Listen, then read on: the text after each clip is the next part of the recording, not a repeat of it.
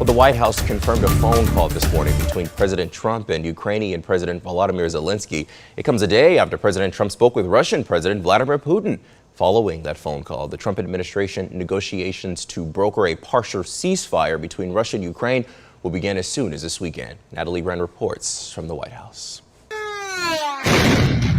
Russian strikes damaged a hospital in Ukraine after the phone call between President Trump and Russian President Vladimir Putin. We are going back and forth at every level, driving both sides towards a ceasefire and driving both sides towards an end to this war. The White House says the leaders agreed to a ceasefire covering energy and infrastructure, but Russia has not agreed to a full 30-day ceasefire.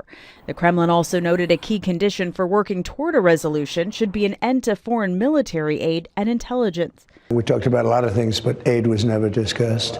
Experts on the region describe the call as a small step of progress, but say it remains to be seen where negotiations go from here. What seems clear to me is Putin is at a minimum holding out for more time just to try and take as much territory as possible. Back in Washington, the administration is facing a series of legal setbacks. On Fox News, President Trump criticized judges who ruled against him. These are judges that shouldn't be allowed. I think at a certain point you have to start looking at what do you do when you have a rogue judge. The comments follow a rare rebuke from Chief Justice John Roberts after President Trump called for the impeachment of the judge in the latest case over deportation flights. Roberts said in part, for more than 2 centuries, it has been established that impeachment is not an appropriate response to disagreement concerning a judicial decision.